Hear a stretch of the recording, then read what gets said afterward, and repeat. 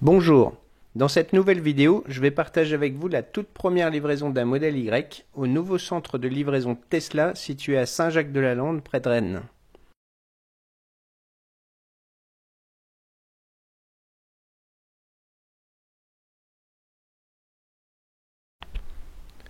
Ce nouveau centre sera le lieu dédié aux livraisons Tesla pour le Grand Ouest à partir de maintenant.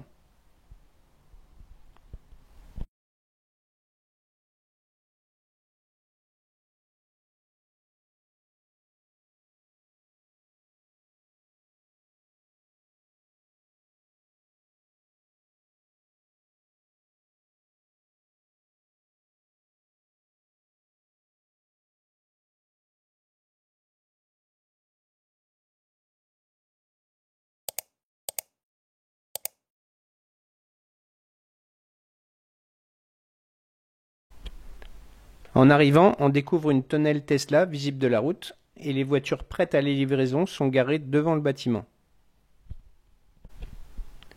Dans le futur, les livraisons se feront à l'intérieur, mais pour des questions juridiques, Tesla n'est pour l'instant pas autorisé à accueillir du public à l'intérieur des locaux.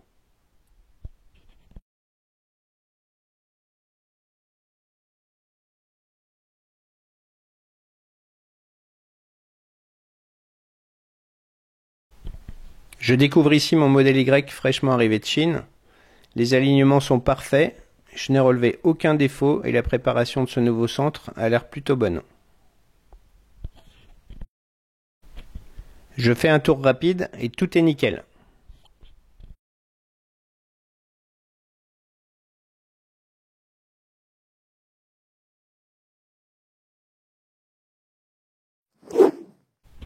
De retour à la maison, voici une revue un peu plus détaillée des nouveautés 2022. Je l'ai commandé blanc avec les jantes Gemini 19, équipé des pneus Hankook que j'adorais déjà sur la Model 3. On a bien les nouveaux feux arrière avec les clignotants plus grands que précédemment.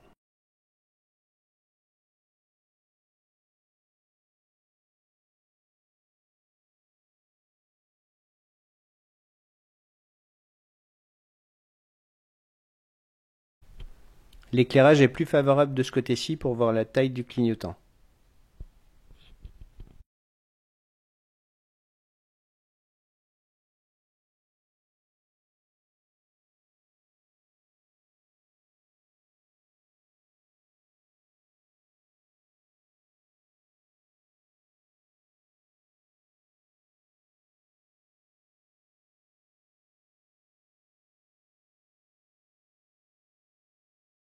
Au niveau des essuie-glaces, on a 3 bûches de lave-glace côté conducteur, une double au milieu et une simple en bout.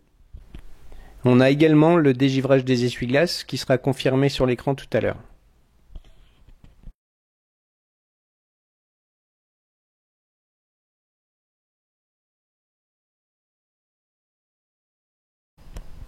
Côté frunk, la bassine est très grande, bien plus profonde que celle de la Model 3.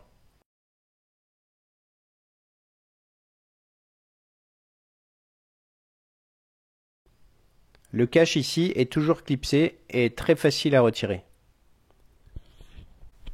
Dessous, on découvre l'énorme filtre EPA et un accès à un 12 volts permanent. Une fois la bassine retirée, on voit qu'on a bien la nouvelle batterie qui remplace celle au plomb des modèles précédents. Le double vitrage est bien présent à l'avant, mais aussi à l'arrière, ce qui est tout nouveau sur ce modèle. À l'intérieur, on retrouve les mêmes menus que dans la Model 3 avec quand même quelques nouveautés. Sur la page climatisation d'abord, on a bien le volant chauffant et le dégivrage des essuie-glaces. Les modes camping, chien et maintien de clim sont sur le côté droit de l'écran. Autre bonne nouvelle, dans Autre information sur le véhicule, on a confirmation de la présence du nouveau processeur AMD Ryzen et effectivement l'écran est très réactif.